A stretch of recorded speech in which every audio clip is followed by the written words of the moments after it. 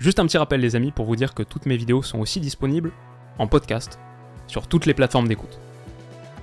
La méga draft de Ligue 1. Les amis, j'espère que vous allez tous très bien, tellement content de vous retrouver pour cette nouvelle vidéo. Content, légèrement anxieux, comme si je me présentais à un partiel où je venais de grosso modo prendre connaissance du syllabus. La Ligue 1, c'est pas le championnat que je maîtrise le mieux. Et en plus, je sors d'une défaite relativement déroutante contre Stan l'autre jour en Première Ligue.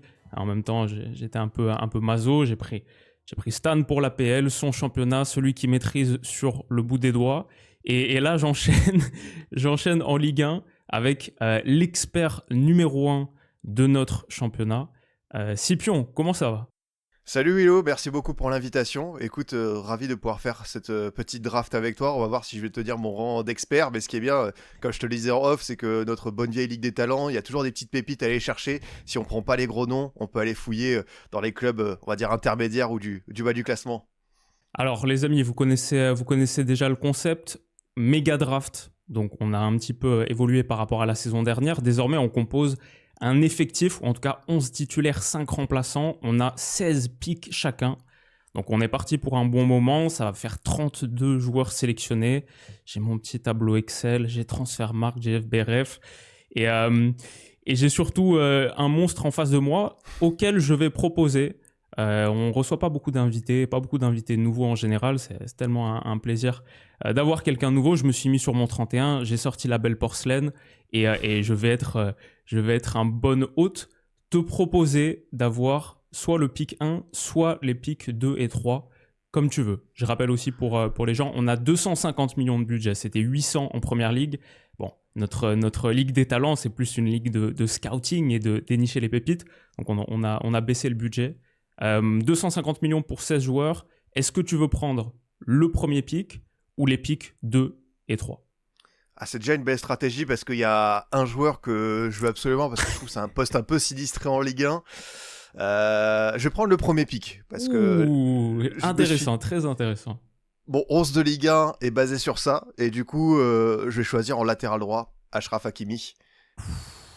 Je vais direct miser là-dessus, c'est 80 millions, c'est un tiers de mon budget qui est amputé, mais j'ai fait voilà, je me suis dit, est-ce que c'est Vitinha, est-ce que c'est un offensif, est-ce que c'est Nuno Mendes, il y a Pacho évidemment aussi qui est super intéressant, ou João Neves, enfin il y a tellement de monde, on va pas présenter le PSG, mais Hakimi, je trouve que c'est là où, tu sais, pour avoir un joueur intermédiaire derrière lui, il y a des bons éléments, il y avait Borio, Maitland-Niles, Kouao Nmes, mais Hakimi, je me suis dit, tu sais quoi, quitte à avoir le monstre du PSG, allez, on va sur lui. C'est bien, tu m'as... Non seulement il a pris mon gars, mais en plus, au moins, il m'a proposé quelques pistes supplémentaires. Ça, j'apprécie. Bien sûr, moi aussi, il était tout en haut de la hiérarchie. Le bon Achraf pour démarrer, c'est pas trop mal. J'ai les pics 2 et 3. C'est peut-être pas ce à quoi je m'attendais. Mais ça me va plutôt. Je pense que celui que j'aurais pris avec le pick 1, et du coup je vais le prendre avec mon pick 1, c'est Valentin Barco. Premier en passe en profondeur, non seulement en Ligue 1, mais en Europe tout court. Il a 17 passes profondes. C'est les passes qui sont faites dans le dos de la dernière ligne et qui trouvent effectivement un récepteur. C'est une stat dont je parle souvent sur la chaîne parce que je la trouve très très corrélée, et notamment pour les équipes à de grosses performances offensives, à des équipes qui fonctionnent bien dans le dernier tiers. Donc, premier en passe en profondeur des 5 championnats majeurs, Valentin Barco. Dans le top 10, par exemple, tu as beaucoup de joueurs qui sont à 8 passes profondes réussies, genre Bruno Guimaraes, Bemo, Arda Güler. Sur le podium, tu as Morgan Rogers, Mo Salah qui sont à 9. Kimmich est deuxième à 15, mais Barco en a plus à 17. Donc, les passes profondes, c'est sympa. Ça le place aussi premier de Ligue 1 en XA, premier en action qui amène à un but, tout en étant top 10 de Ligue 1 en tacle réussi. Il en a 18. C'est le seul joueur du top 10 d'ailleurs à être aussi top 10 en pourcentage de dribbleurs taclés. Donc il a un gros volume de tacles, mais aussi très efficient sur les tacles. Il n'en rate pas beaucoup, très solide, c'est rare de combiner les deux. Et en plus de ça, top 10 en dribble réussi. C'est autant qu'il a 13 dribbles réussis, c'est autant que Kfara, Greenwood, Barcola, avec plus de temps de jeu, parce qu'il a joué 90% des minutes possibles de Strasbourg en Ligue 1. Après, Pender, c'est le premier nom posé par Rosenior sur la feuille de match. Mais en plus, il a ce petit truc argentin d'être aussi numéro 1 de Ligue 1 en faute gagnée. Bref, il ressort dans tous les classements. Il est assez choquant. Et sur le high test ou sur trouver des comparaisons, des comparatifs pour Valentin Barco, c'est un petit rouquin argentin. Mais parfois, je le regarde et je me demande si le meilleur comparatif, c'est pas une forme d'N'Golo Kanté version gaucher. Absolument de partout. Peut-être un petit peu de magie supplémentaire dans la patte. Bon, pas exactement le même volume et la même amplitude que Kanté. C'est plus pas une question de niveau, mais plus de profil. Mais il a aussi la petite patte magique qu'ont les gauchers pour donner des bons ballons, les passes de l'extérieur qui donnent de plus en plus, les obliques, les petits ballons piqués. Un peu de Vitinha en lui aussi, peut-être, dans ce rôle de meneur de jeu reculé. Et en plus de tout ça, moi, j'aime bien le prendre pour commencer à construire mon équipe, parce que je trouve qu'à 21 ans, il a déjà beaucoup connu, beaucoup vécu. Le mec a bougé depuis l'Argentine, depuis Boca, à Brighton, le prêt à Séville qui marche pas, c'est son 4e championnat déjà. Il a joué aussi, en plus de jouer un petit peu de partout dans le monde, il a joué un peu de partout sur le terrain. Donc il a joué sur tout le côté gauche en étant ailier à Boca. Il a été latéral à Brighton et à Séville. Il a été piston au début à Strasbourg et maintenant dans un rôle de milieu central. Il a joué la Libertadores. Il a joué des matchs à niveau élite comme sa masterclass au Parc des Princes il y a 3 semaines. Maintenant, il est appelé par l'Argentine en sélection. Il a à la fois la courbe de progression que son âge promet à 21 ans, mais aussi la maturité que son parcours a forgé. Donc je suis très confiant dans le fait de le mettre dans mon milieu de terrain pour démarrer. Et du coup, la réflexion que j'ai avec Barco, c'est que pour moi en Ligue 1, si tu cherches des joueurs élites, pas sur le potentiel actuel, je dis vraiment élite là, maintenant, la bonne question à poser, c'est, pour moi, est-ce que tu pourrais le mettre dans le 11 du PSG sur un gros match de Champions? Et je dis pas qu'il prend la place de Vitinha, qu'il est meilleur que Vitinha, mais genre, si le PSG avait Valentin Barco et que Vitinha était blessé, moi je serais pas catastrophé de devoir le mettre sur un gros match. Je pense pas qu'il ferait tâche. Et mon seul stress avec Barco, j'avoue, c'était est-ce que d'ici notre enregistrement avec Scipion, Transfermarkt ne va pas actualiser les valeurs marchandes et le faire passer de 15 millions où il est actuellement à 30, 40, encore plus en étant néo-international. Mais ouais, je sais pas comment toi tu vois Barco, mais perso, très fan. Ah bah forcément, il était en haut aussi de certains pics au milieu de terrain. Je te rejoins totalement sur l'analyse. On a fait une émission dans Hors-jeu récemment, Mercato idéal du PSG pour cet hiver. Il faisait partie de mes 3 recrues que je désirais voir. Il y a toujours cette question, est-ce que Chelsea voudra avoir la priorité? Mais on sait qu'il y a d'autres joueurs très talentueux de Strasbourg, comme Dylan Bakwa, qui sont à terre à Nottingham et pas forcément à Londres. Ouais. Et ouais, Barco, il peut jouer à plusieurs postes. Le fait que Rosenior l'ait mis au milieu de terrain et qu'il s'en sort aussi bien, tu as bien insisté sur le pied gauche. Il y a une vision de jeu, il y a ce côté... Tu l'as dit, un petit peu vicieux, il y a des fautes qu'il obtient, on sait pas comment il se jette, il est assez malin dans ce sens, mais non, Valentin Barco c'est très très fort, et pour cette nouvelle saison de Strasbourg, Rosenior l'a vraiment mis sur un piédestal, c'est logique, et pour commencer une équipe, je pense que c'est un très bel homme de base. Ouais. Alors, on a aussi une contrainte supplémentaire dans notre draft que j'ai voulu installer pour représenter toute la diversité de notre beau championnat, c'est qu'on a 3 joueurs maximum par équipe et pas chacun au total.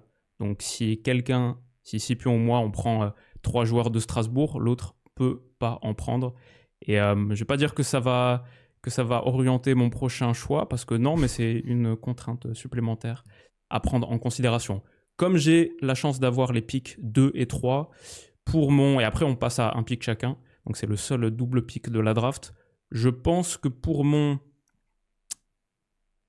2e pick,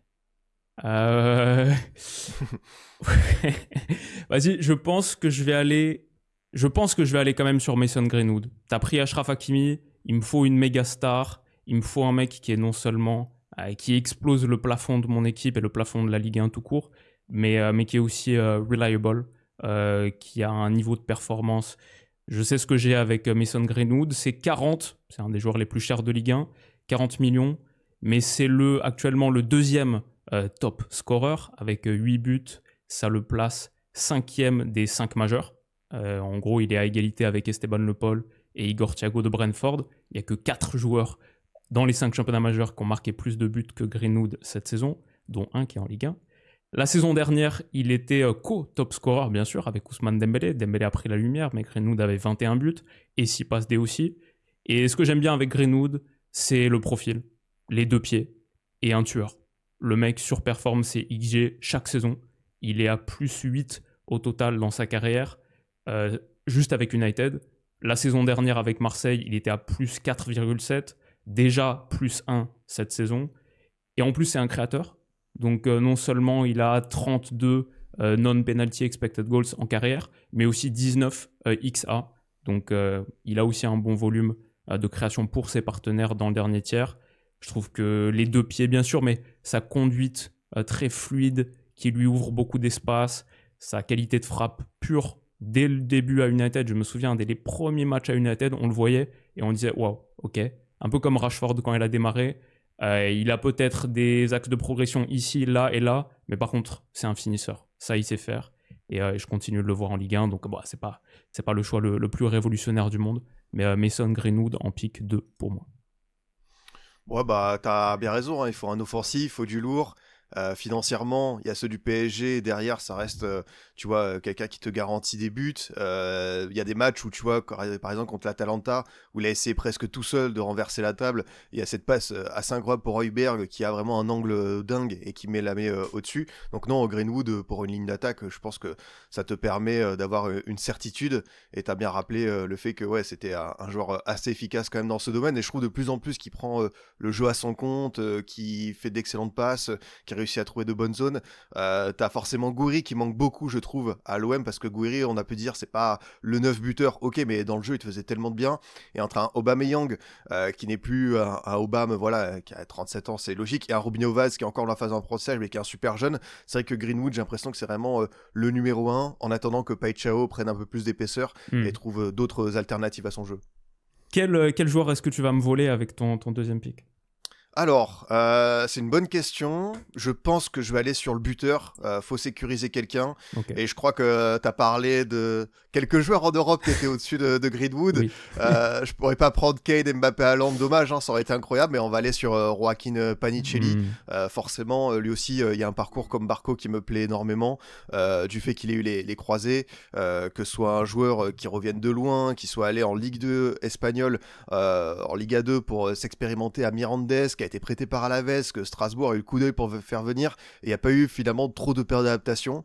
Paicelli, c'est un ballon dans la surface, il va directement viser le but, c'est vraiment un buteur, un mec de sang-froid, quelqu'un qui est obsédé par ça. Forcément, quand tu regardes les stats, dans le jeu, dans les passes, même s'il y a évidemment ce profil pivot, et d'ailleurs je trouve que Rosseigneur a raison de commencer à insister avec le duo avec Emega, on l'a vu, le match contre lui était très intéressant. Ouais. Paicelli n'a pas une qualité de passe incroyable, par contre, on a parlé de ce supplément d'âme argentin avec Barco, Paicelli là, parce que parmi les attaquants de Ligue 1, c'est un de ceux qui tacle le plus, qui intercepte le plus, qui va faire le plus de duels aériens, et j'aime beaucoup ce que propose Panicelli dans ce sens, être un attaquant un petit peu protéiforme, forcément le mec tueur dans la surface, mais aussi le premier défenseur. Donc pour commencer, Panicelli 12 millions sur la ligne d'attaque.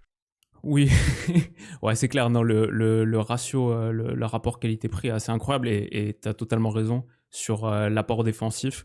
Bah, c'est simple, il est 99e centile en Europe en tacle dans le dernier tiers, 99e en bloc, 98e en interception, 98e en ballon gagné. S'il était simplement cet attaquant de pression extraordinaire, ce serait déjà soluble dans pas mal d'équipes, mais en plus, comme tu as dit, le quatrième meilleur buteur des 5 championnats majeurs.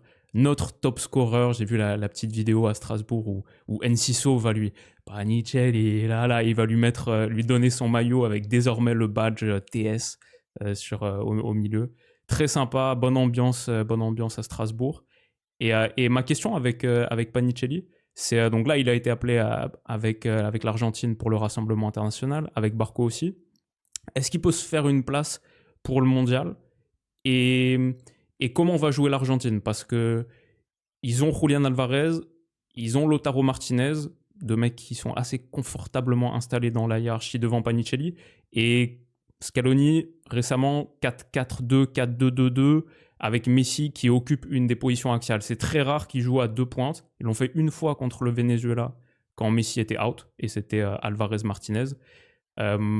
Pour Panicelli, le temps de jeu, on imagine qu'il va être réduit, mais s'il continue sur sa lancée et qu'il finit effectivement 4e meilleur buteur des 5 championnats majeurs, on peut imaginer qu'en sortie de banc à la Coupe du Monde, peut-être poursuivre son ascension. Très intéressant ce qui est en train de se passer. Et il reste donc plus qu'un joueur de Strasbourg possible, parce que j'ai pris Barco, tu as pris Panicelli. Ça va peut-être orienter ma stratégie. Il y en a du beau petit monde à Strasbourg. Ouais, c'est ça. C'est ça. Comme tu m'as pris Achraf Hakimi, je pense que je vais prendre Gueladoué.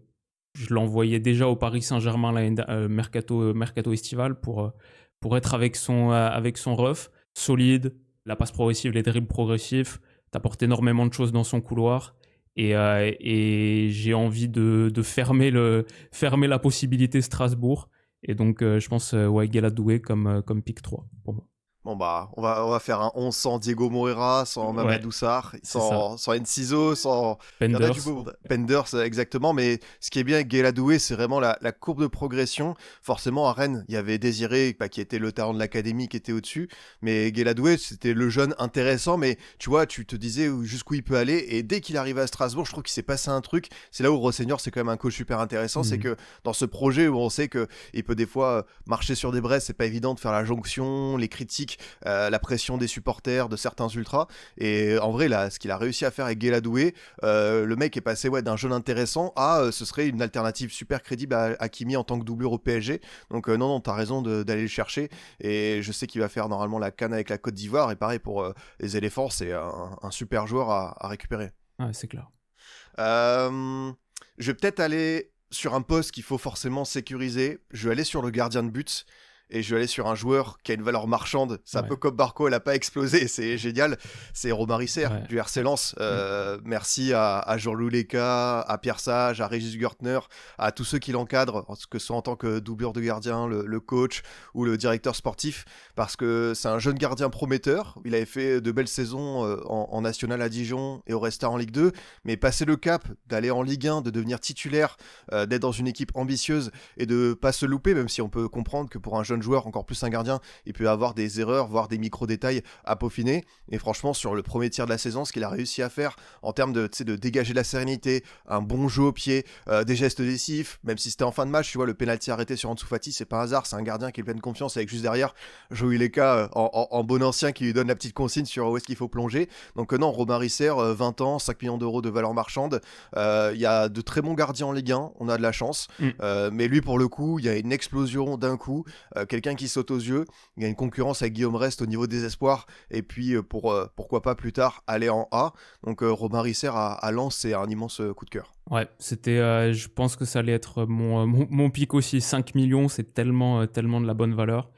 Il est deuxième de Ligue 1 en post-shot expected goals, excellent sur sa ligne, pourcentage d'arrêt 99e centile.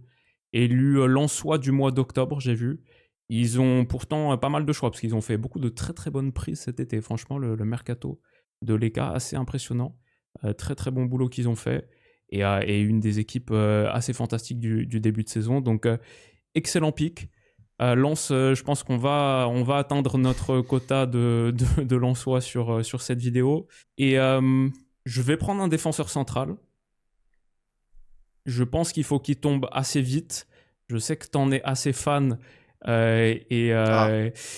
Et du coup, ça a un peu orienté. J'ai pas mal pour préparer cette draft. J'ai beaucoup écouté les épisodes de Scipion. Donc, il fait son récap Ligue 1 tous les dimanches soirs, 2 heures où c'est un malade, le mec regarde absolument tous les matchs. Il faut que tu m'expliques les failles spatio-temporelles que tu utilises dans ton week-end pour voir toute la Ligue 1, mais c'est extraordinaire. On a les 9 matchs synthétisés.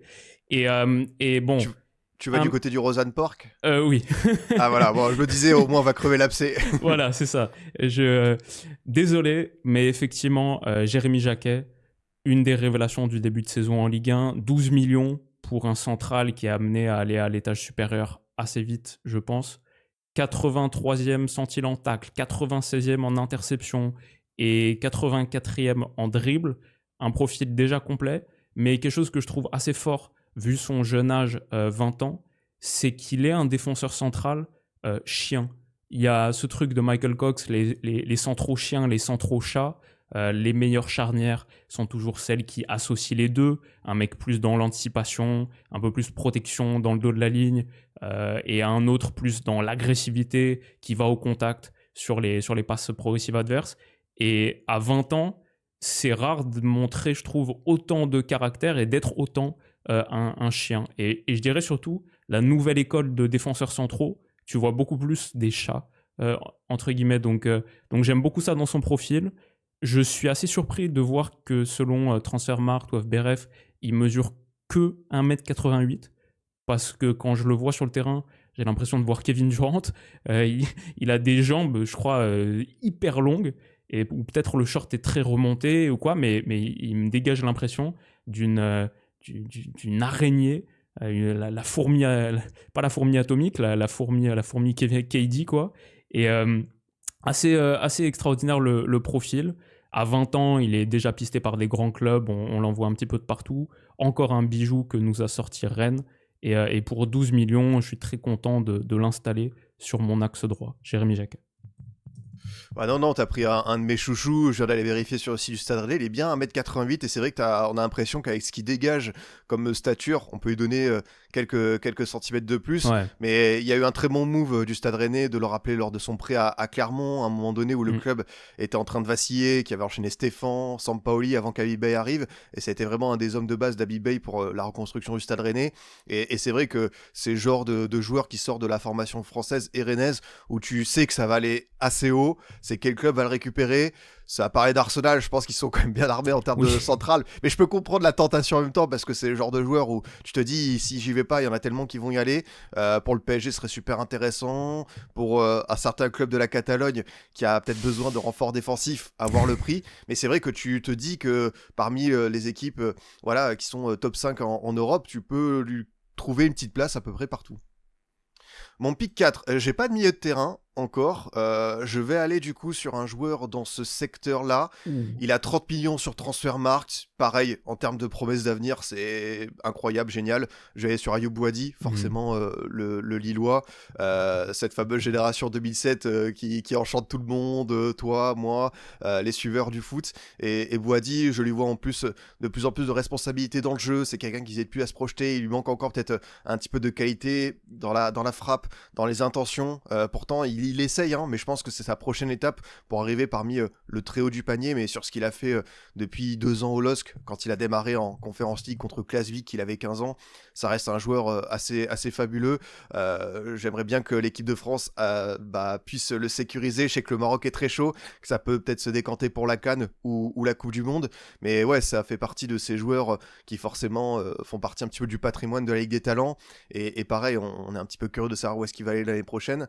Mais le match qui pour moi a été un peu le déclic en mode ok, Ayoub Boadi c'est quelqu'un, c'est forcément le Real l'an dernier quand il a été juste bluffant de maturité, très très bon dans le jeu, dans les orientations, le corps. Il a déjà compris beaucoup de choses au monde professionnel alors qu'il avait que 16-17 ans. Donc c'est pour ça que Boadi en homme de base du milieu, moi ça me plaît bien. Ouais, profil très moderne avec ses longues pattes. Assez choqué de voir qu'il a que 18 ans et qu'il vient d'avoir 18 ans en octobre. Donc on est véritablement sur la saison de ses 18 ans.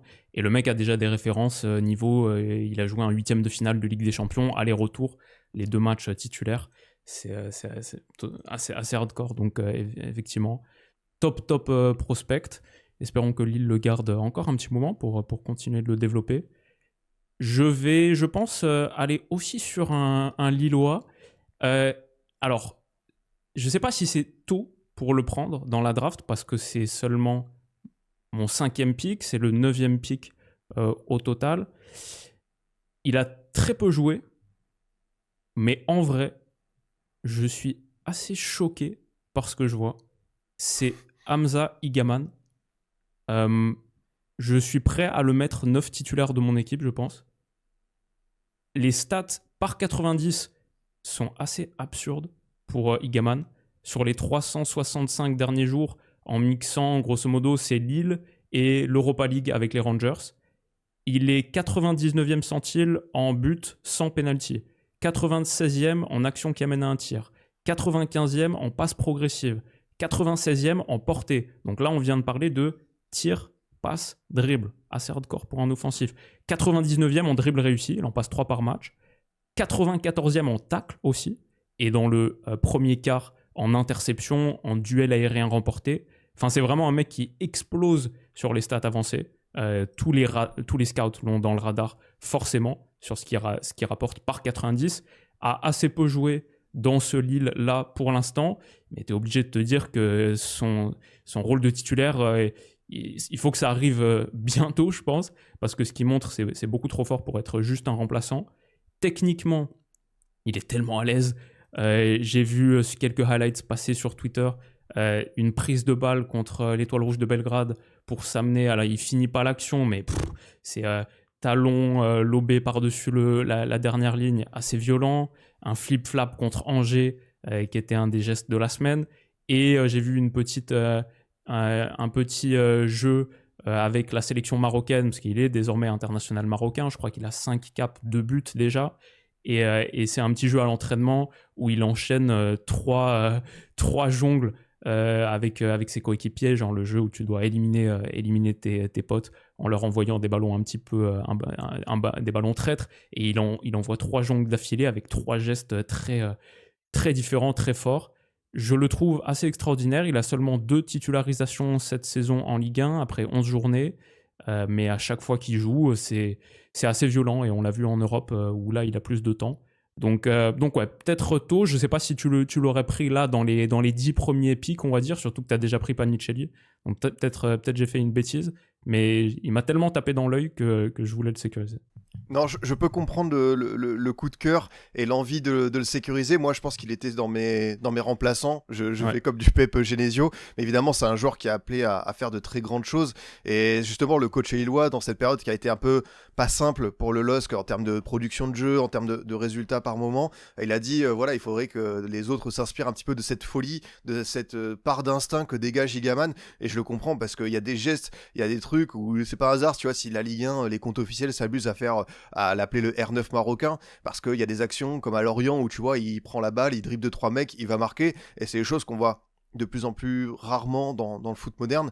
Et non, je te rejoins sur le coup de cœur Igaman, et un joueur, j'ai envie de voir un petit peu quand est-ce qu'il y aura la fameuse passation de pouvoir avec Giroud, quand est-ce qu'il va vraiment commencer à enchaîner les matchs, parce qu'il a tout pour être dans la droite lignée des excellents coups du LOSC, que ce soit les Osimhen, les Leao, les Pepe, voire les David dans une autre mesure, et d'être un mec que tu as récupéré pour une dizaine de millions et que tu quadruple le prix d'ici 2-3 ans. Ouais, c'est ça, ils l'ont acheté 11. Et effectivement, c'est le potentiel est assez violent. Parfait. Bah écoute, moi je vais enchaîner avec mon premier défenseur central. Je vais aller sur un Lensois. Ouais. Il y a Baïdou, il y a Malang-Sarr. C'est très difficile, mais pour le récompenser de son retour au premier plan et tout simplement d'une forme assez inouïe d'un joueur qu'on pensait peut-être perdu entre les différents prêts de Chelsea, Monaco, Porto, c'est Malang-Sarr. Ouais, Malang-Sarr, j'avoue que je suis bluffé. Bravo encore une fois à tout l'environnement, l'organigramme lensois d'avoir misé sur lui. Il aurait dû partir en Anderlecht. Je crois que c'est lui qui a refusé cet été. Et finalement, c'est devenu l'homme de base et un des tout meilleurs centraux de Ligue 1. On sait que Malang-Sarr, c'est un joueur qui a une trajectoire où il a pu être un peu le Jérémy Jacquet d'il y a une dizaine d'années quand il a commencé avec Nice à 17 ans, qui marque son premier but en Ligue 1, qu'il arrive à Chelsea. Donc forcément, on se dit que le chemin est tout tracé et ça n'a pas été évident pour lui, mais là il est tombé vraiment dans le bon contexte avec Pierre Sage qui a su en faire un des hommes de base de sa défense avec Baïdou et Graditz. Donc ouais, je suis assez impressionné par ce qu'il dégage sur le terrain. Il est très très propre. Je crois qu'il y a très peu de fautes. Il est vraiment de nouveau hyper concentré sur sa tâche et il en impose, tu vois. En termes de patron de défense, je trouve que c'est un des tout meilleurs joueurs de Ligue 1 dans ce secteur. Ouais, je pensais que tu allais partir sur le regen de Kevin Danso, mais effectivement, les centraux lensois sont... et les joueurs lensois dans l'ensemble sont tous très attirants. Il en reste plus qu'un, parce que tu as pris Risser et Malang-Sarr. Donc on verra si tu feras le tiercé, parce que je ne vais pas partir sur un lensois tout de suite, en tout cas. Moi, je suis assez curieux d'une chose à l'Olympique de Marseille, c'est quand est-ce qu'Arthur Vermeeren va véritablement prendre les rênes de cette équipe. Je trouve très fort, j'en parle depuis un moment sur la chaîne, je pense 2023, quand il avait été appelé par Tedesco et que ça commençait à devenir une des curiosités du foot européen, acheté par l'Atlético derrière, qu'il considère, je pense, très vite comme une erreur de casting.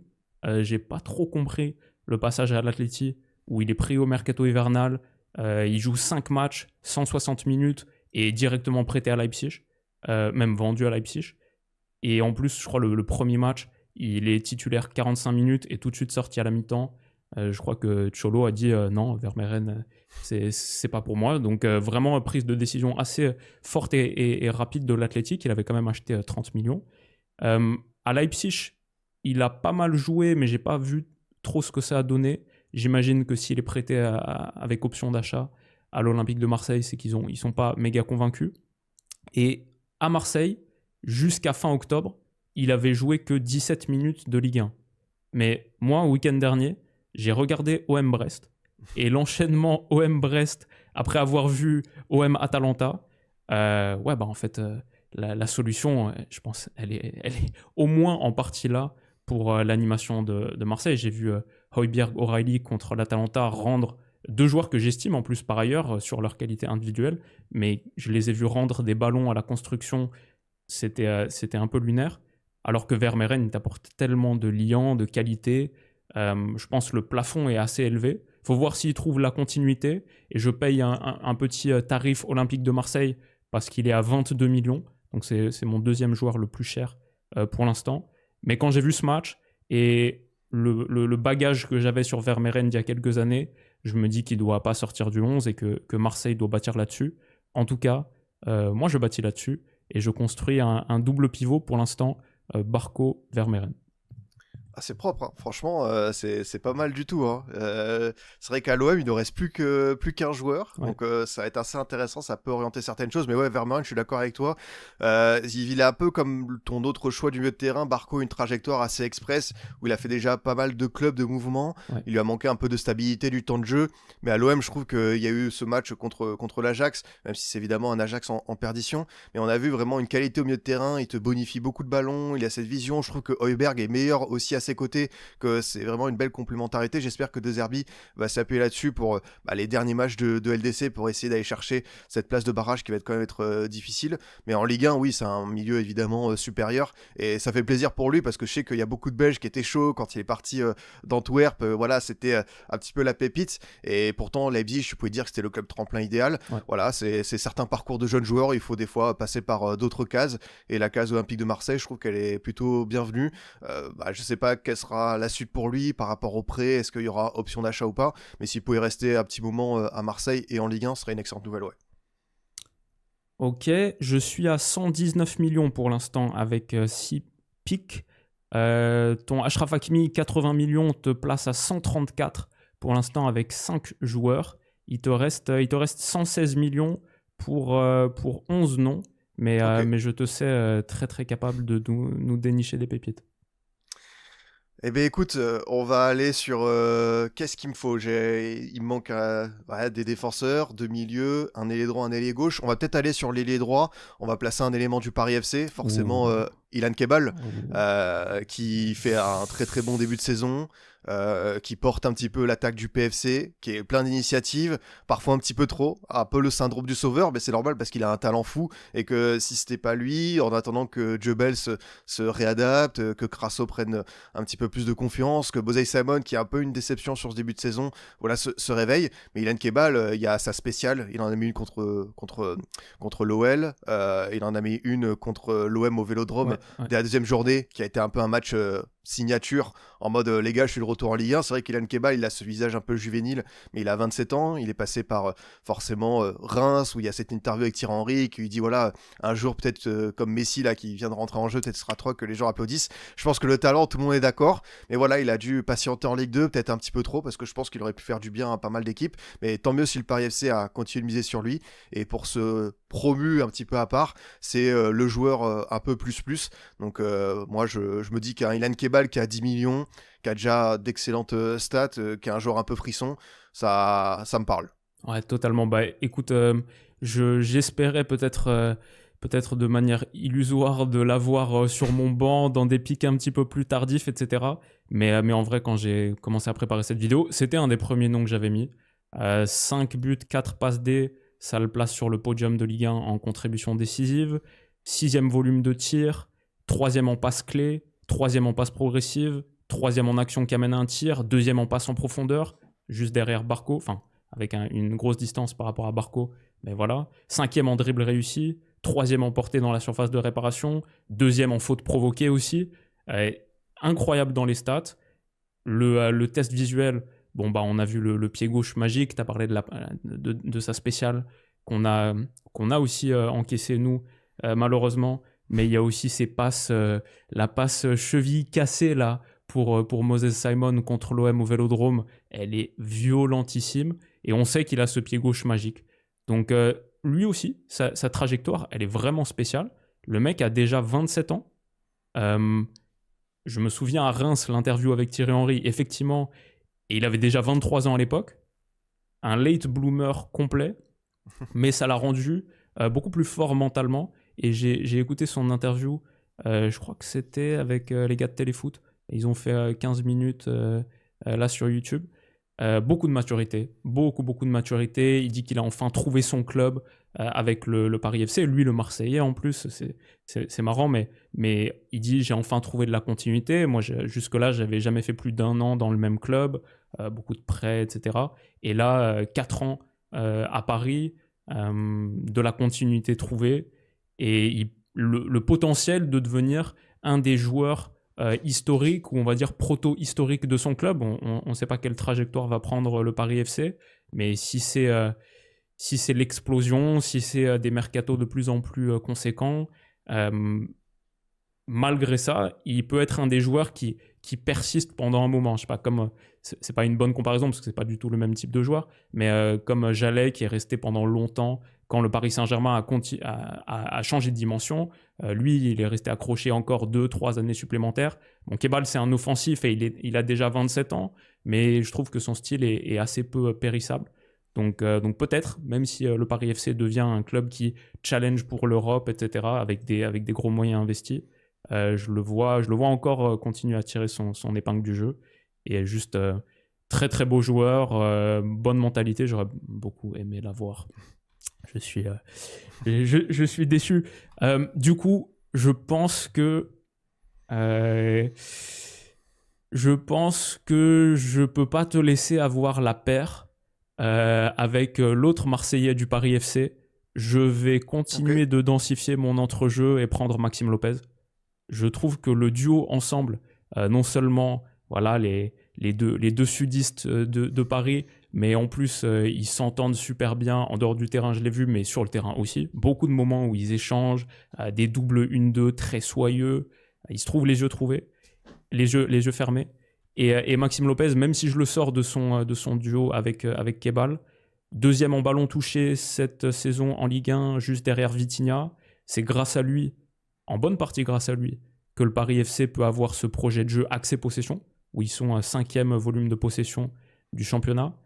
Il est premier en action qui amène à un tir, deuxième par 90 minutes, il a joué toutes les minutes du Paris FC si je ne dis pas de bêtises, mais premier en action qui amène à un tir en stat absolu, deuxième en expected assist juste derrière Barco, capitaine, lui aussi il dégage une grosse maturité en interview.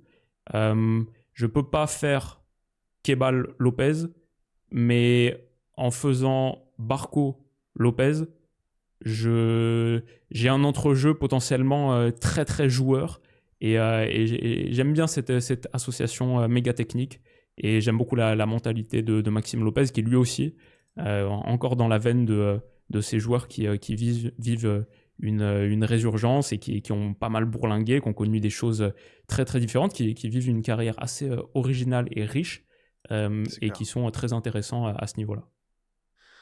Que dire sur Maxou Lopez? On savait que quand il est arrivé au Paris FC, il a dit direct, moi je viens là pour monter. Il a allé au bout de son histoire. Évidemment, il y a eu ce bouleversement avec LVMH, Red Bull, l'arrivée. Mais lui, on savait qu'en Ligue 2, c'était un peu une anomalie. En Ligue 1, forcément, il aurait sa place dans pas mal d'équipes du top 8, des candidats à l'Europe. Et je suis d'accord, j'ai vu un excellent match à Monaco où il fait cette action sur le côté, où vraiment Salissou savait plus où donner de la tête, où il fait un 1-2 crochet Ouais. avant de servir Simon, où je me suis dit, ah ouais, ça c'est un Maxime Lopez qui est plein de confiance. Et non, à 27 ans, enfin, il a vraiment une pleine maturité. Et c'est vrai que c'est un joueur qu'on a vu faire un beau passage en Italie. On sait que De Zerbi voulait le ramener à Brighton. C'était pas hasard. Donc pour le Paris FC, on a parlé de Kebal, mais avoir un tel joueur aussi avec Lopez en tant que promu, c'est inouï, ouais. Ton pick 7? Le pick 7. Je vais refermer. Je suis allé une fois à Bollard, hein, j'ai passé un très bon moment, donc si je connais les coraux de Pierre Bachelet par cœur, je fermais cette parenthèse lensoise en allant sur un milieu de terrain supplémentaire avec Mamadou Sangaré, qui arrivait cet été dans la droite lignée de beaucoup d'excellentes pioches du Racing depuis son retour en Ligue 1, Delen Naoui, Seko Fofana. Il y avait aussi Cheikh Doucouré qui est parti à Crystal Palace, Andy Diouf qui n'a pas eu le temps de totalement exploser, mais le fait d'être allé chercher au Rapide de Vienne, d'avoir ce profil box-to-box, de le mettre à côté d'un Thomasson qui fait aussi un excellent début de saison. Et voilà, je le prends parce qu'il a 8 millions, que c'est une valeur marchande qui n'a pas encore totalement explosé. Et c'est un joueur, à chaque fois que je le vois de plus en plus prendre voilà, le match qu'il a fait à Monaco. Je me suis dit, ok, c'est un joueur qui est en train de passer un petit cap et d'être un des milieux vraiment référents de ce début de saison en Ligue 1. Il va figurer, je pense, dans pas mal d'équipes types. Il dégage un vrai truc. Il est de plus en plus propre aussi au niveau du jeu, ça marche très bien. C'est un joueur qui, dans les fautes qu'il fait, je trouve qu'il se maîtrise bien. J'avais vu, tu sais, par rapport à son passage en Autriche, qui commettait beaucoup de fautes, beaucoup de cartons jaunes, et il y en a quelques-unes, mais je trouve que c'est pas d'une immense ampleur. Donc dans ce RC Lens qui travaille très bien, je trouve qu'il a trouvé la bonne place pour continuer à progresser. Et non, ce Sangaré pour le Mali aussi, j'ai hâte de voir ce que ça va donner à l'avenir. Mais non, quand j'ai vu, c'est forcément ce mercato lensois, et on va mettre de côté des garçons comme Baïdou, comme Udol, comme Edouard, comme Thauvin. C'est difficile, mais c'est vrai que je savais que c'était une équipe où, comme Strasbourg, ça allait partir très vite les pics. Le tiercé lensois, il l'a fait avec Mamadou Sangaré, et maintenant, effectivement, on peut parler de tous nos amis lensois, Mathieu Udol, Flotov. Ils ont fait un sacré mercato.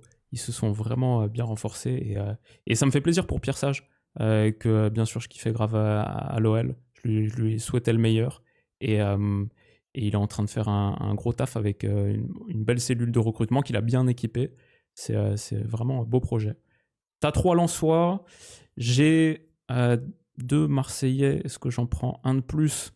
Je vais peut-être partir sur le vrai Olympique. Et, et j'ai Greenwood à droite. Il est blessé en ce moment, mais remis sur pattes. Malik Fofana pour 30. Je suis assez confiant dans ce choix. Pour moi, un des meilleurs joueurs de notre championnat. Sa qualité de percussion, on la connaît par cœur, mais j'ai trouvé de plus en plus de qualité de finition et un mec qui est capable d'endosser le rôle de superstar offensive, joueur offensif numéro 1. La finition, l'enchaînement en pleine surface qu'il avait fait en début de saison, c'était vraiment tellement soyeux, régal. Et tu peux lui donner ballon après ballon. Il peut te démolir des blocs bas. Il peut être utile en transition aussi. J'ai vu Niakate lui dire fais plus d'appels profonds. Il y a quelque chose pour toi dans ces zones. Et il l'a fait de plus en plus. Et c'était intéressant aussi. Donc je vois la progression de Malik. Et bien sûr, on attend son retour avec grande impatience.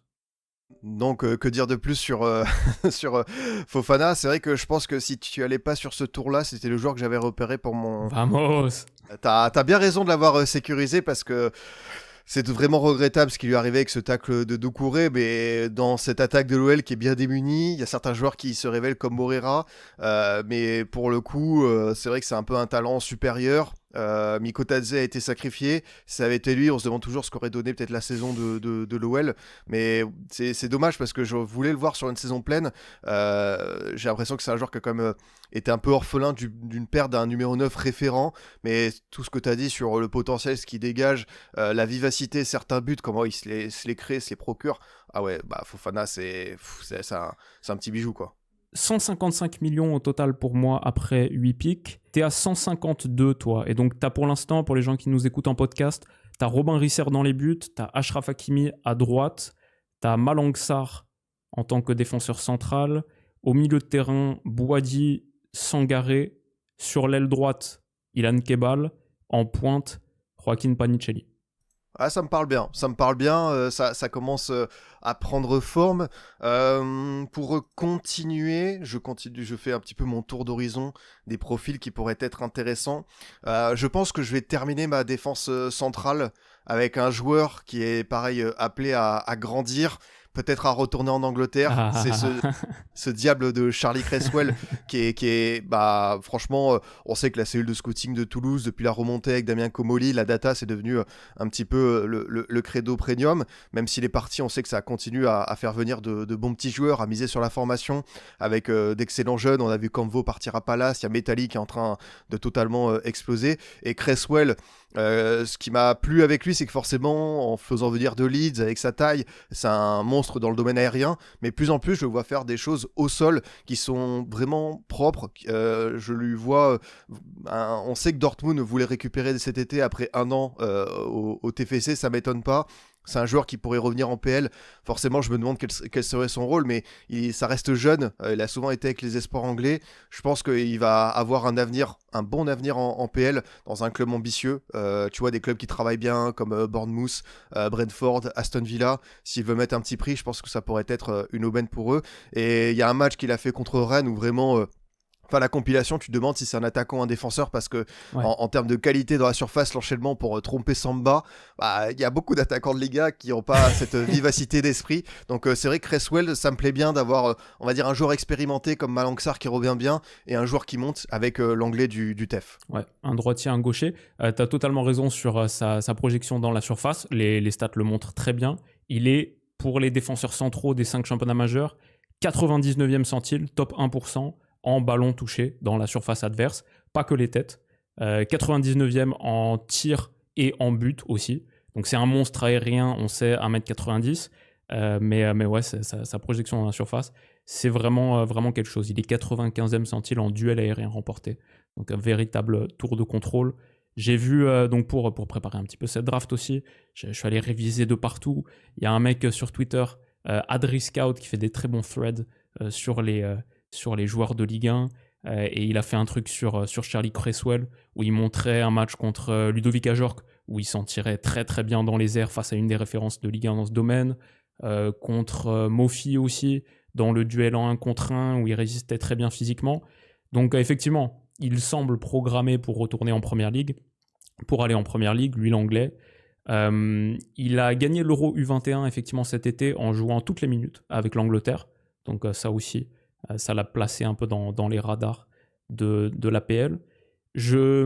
Ma question avec lui, c'est quel type de club en Première Ligue ? Tu as parlé de Bournemouth, Brentford. Peut-être que pour le voir, notamment à Bournemouth, j'aimerais voir un petit peu plus de propositions avec ballon. Pour l'instant, dans le profil, je me dis il est peut-être plus parti pour je sais pas, faire une trajectoire à la Tarkowski ou Michael Keane ou défenseurs véritablement rugueux, protecteurs de surface, mais peut-être un peu moins de propositions avec ballon. Mais il est encore très très jeune, peut-être qu'il peut ajouter ça. Peut-être comme un Milenkovic aussi, des clubs genre Forest, genre Everton. En vrai, Burnley a des centraux plus joueurs que d'habitude, mais peut-être le Burnley de l'époque. Mais toi, est-ce que tu lui vois encore plus que ça ? Et est-ce que tu as vu, parce que je n'ai pas vu tous les matchs de Charlie Cresswell récemment, est-ce que tu as vu plus de progression sur le jeu avec ballon, sur les passes, sur les portées ? Non, j'aime bien la comparaison avec Tarkowski. C'est vrai que c'est dans l'Everton de David Moyes, dans ce nouveau stade, je le Ouais. vois bien. Ouais, je lui vois quand même des progrès, de plus en plus de prise de responsabilité. C'est un joueur qui essaye un peu plus. Au TFC, souvent, c'était Nicolaisen qui avait cette première relance. Nicolaisen a été longtemps blessé. Il y avait McKenzie, il y avait Cresswell, il y avait Sidibé. Sidibé avec cette qualité. Mais je trouve que Cresswell a un peu plus assumé ce rôle-là dans le jeu.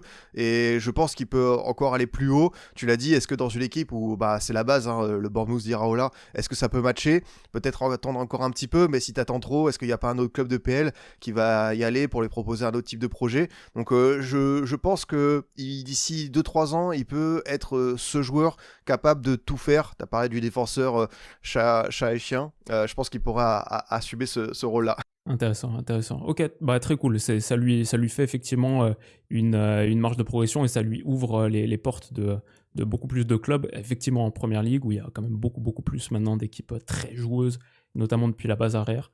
Très curieux de voir la trajectoire. Ok, pour toi, Charlie Cresswell, je vais enchaîner avec mon 9e pick. C'est à la fois un mix de un joueur qui s'est révélé, qui a très peu de matchs en pro. 37 matchs en pro pour l'instant dans toute sa carrière, toutes saisons confondues. J'aime bien le profil, j'aime beaucoup le prix.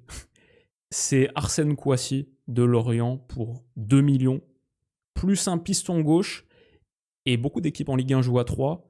La réalité, c'est que j'ai pas encore trop décidé, mais je pense pas que je vais jouer à 3. Ça peut être peut-être un peu déséquilibré parce que je suis pas en train de très bien le vendre, mais il est seulement premier centile en tacle par rapport aux défenseurs des 5 championnats majeurs. Mais c'est vraiment un latéral de projection. C'est un piston à Lorient, donc c'est un latéral de méga projection. Je pense comme il était à Ajaccio aussi saison dernière. 97e centile en portée, 83e en dribble, 79e en action qui amène à un tir. Et il a déjà été sélectionné par le Burkina en juin dernier et il y retourne là sur le rassemblement actuel. Donc il y est, il retrouve la sélection. C'est une bonne petite option de latéral gauche pour seulement 2 millions. Je paye le prix lorientais, ce qui me va très bien et peut-être m'offre un petit peu plus d'options aussi sur la suite de la draft. Mais je sais pas c'est quoi ton feeling par rapport à notre ami Arsène. Ah non, franchement, je suis content que tu le prennes en titulaire et je pense que moi, il était parmi les joueurs que j'aurais bien mis sur le banc. Excellent coup de Lorient de l'avoir récupéré à Ajaccio qui était en difficulté économique et d'être allé chercher, de lui avoir donné ce rôle. Et c'est vrai que la plupart des matchs, à chaque fois, je le vois tenter, je le vois oser, je vois le percuter. Vraiment dans ce rôle de piston, Pantaloni lui offre beaucoup de liberté et lui s'en accommode très très bien. Et ouais, ça fait partie des joueurs que j'attendais pas à ce niveau, forcément, et on sait qu'il y a beaucoup souvent de bascules Ligue 2, Ligue 1. Il y a des joueurs pour qui ça prend plus de temps, d'autres pour qui c'est le cut qui est un peu difficile. Et lui, franchement, il n'y a pas de plafond de verre, il y va franco, et il a déjà un très bon apport dans les stats, dans le camp adverse. Vraiment un joueur difficile à arrêter et à jauger pour pas mal d'adversaires, parce qu'il fait figure un peu d'ovni du côté du moustoir. Je suis content que tu le prennes comme ça en titulaire, ça permet de mettre en lumière ce type de talent. Je devrais pas le dire, mais j'ai pas dit forcément que c'était titulaire. Ah, je comprends, alors, je comprends.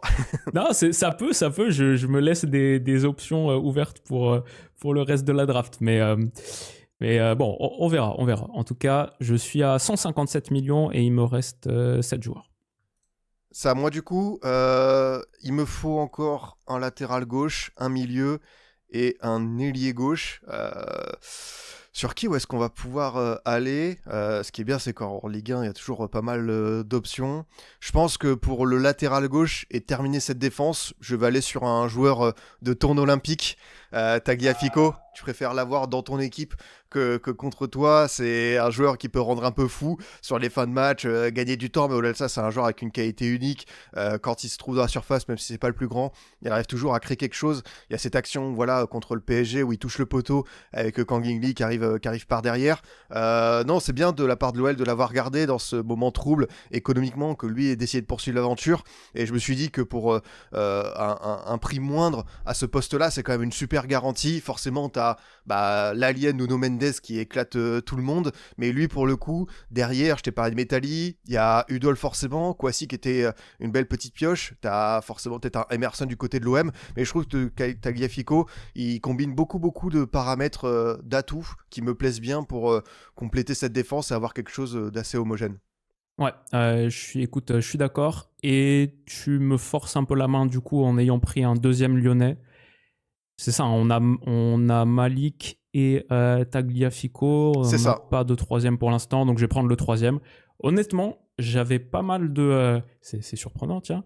Mais j'hésitais entre plusieurs. Maintenant qu'il ne reste plus qu'un, je vais prendre Corentin Tolisso. Notre gars, notre capitaine, assez incroyable, lui aussi, sa résurgence. 12 millions pour Corentin. Peut-être que je vais partir 4-2-3-1. Et bon, il y a pas mal de possibilités pour Tolisso, qui est même parfois faux neuf, mais milieu offensif, numéro 10. La complicité avec Malik Fofana aussi.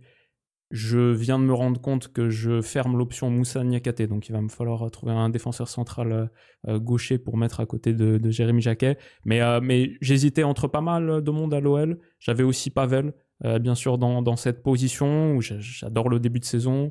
J'adore la prise. Franchement, assez choqué par Pavel qui est déjà à 5+2 en même pas 500 minutes, qui est 81e centile en tacle, 96 en interception, 94 duels aériens, mais qui est aussi capable de ces petits lobes bonbons techniques qu'il nous a sortis la dernière fois. J'ai hésité avec lui, c'est 2 millions de moins que Tolisso, j'aurais pu, mais j'aime bien le leadership, le tempérament et le calme, la sérénité de Corentin Tolisso. Donc je pars sur mon capitaine. Excellent choix, hein, que dire de plus. Moi, j'hésitais entre lui et Morton, mais finalement, avec mon milieu de terrain, comme j'ai Boadi et Sangaré, ça peut ouvrir une autre possibilité, mais t'as tout dit, c'est un joueur qui est vraiment... Enfin, le retour au premier plan de Tolisso, c'est déjà une excellente nouvelle pour lui, pour l'OL. C'est un joueur, on sait qu'il y a eu pas mal de petits pépins physiques au Bayern, qui a jamais su trouver une certaine constance au-delà des titres, de certains buts. Voilà, on sait qu'il a un secret pour, dès les 30 derniers mètres, allumer et trouver la bonne zone. Mais en Ligue 1, on se posait des questions. Quand il y a eu la fameuse saison où l'OL a été lanterne rouge, ça a été compliqué pour lui. On l'a senti, tu sais, touché émotionnellement par ses performances, mais aussi par certaines critiques. Et voilà, c'est l'orgueil du champion qui a parlé. Et non, il est bien revenu. C'est vrai que par rapport à l'équipe de France, j'aurais bien voulu le revoir au moins une fois, un petit peu.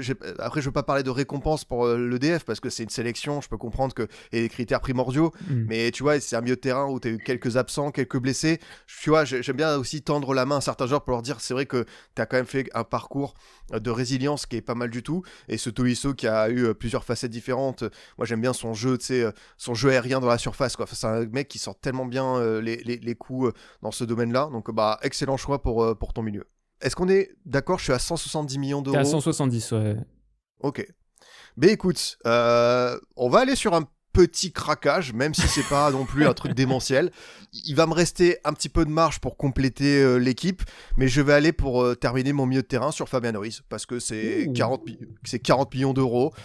C'est un joueur qui a été dans la liste du Ballon d'Or. C'est quelqu'un qui a su rebondir comme il avait fait avec l'Espagne au PSG. Il y a eu un début de saison 2024-2025 qui était un peu timide, mais quand le PSG est devenu cette machine collective qu'on connaît tous, lui il a su être un des rouages essentiels, et il y a eu des buts spectaculaires, la reprise contre Arsenal. Il y a un joueur qui est devenu un élément majeur du PSG, alors qu'on se disait, bon, est-ce que Fabian Ruiz le met en 13e, 14e homme? On souffle un petit peu, et ce qui s'est passé à l'Euro 2024, j'ai l'impression que ça lui a donné une dynamique incroyable, et forcément avec la confiance de Luis Enrique, il s'en a fait un des milieux référents du PSG, une des têtes d'affiche de Ligue 1, un très bon joueur de LDC, un excellent joueur de sélection. Si tu vois, Rodri a eu le titre de meilleur joueur de l'Euro, si c'était Fabian Ruiz qui l'avait obtenu, ça aurait pas été immérité. Donc je me dis que Fabian Ruiz, parmi les prix des Parisiens, on a tous tendance à dire waouh, 40 millions par Fabian Ruiz. Je me dis écoute, on peut y aller après Hakimi. Pas mal du tout. Hakimi, Fabian, il reste un Parisien potentiel. En gros, là, je suis en train d'hésiter sur Gonzalo Ramos, qui, bien sûr, on connaît la circonstance au Paris Saint-Germain, mais dans n'importe quelle autre équipe de Ligue 1, je pense qu'il rendrait de très très bons services, et dans beaucoup d'équipes du gratin européen aussi, ce serait une superbe option à avoir. C'est juste 40 millions.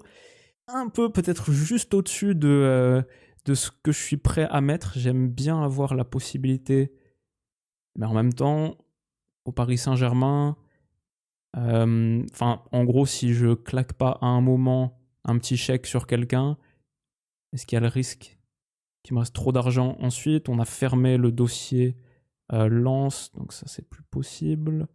Est-ce que Strasbourg, c'est mort ou non? On a Panicelli, Barco, et je crois qu'on a pris personne d'autre à Strasbourg. Donc ça pourrait encore être une possibilité. Ramos, 40. Je vais peut-être me laisser ça de côté et on y reviendra. Vas-y, pour mon banc, c'est une option budget qui me laisse un petit peu plus de latitude.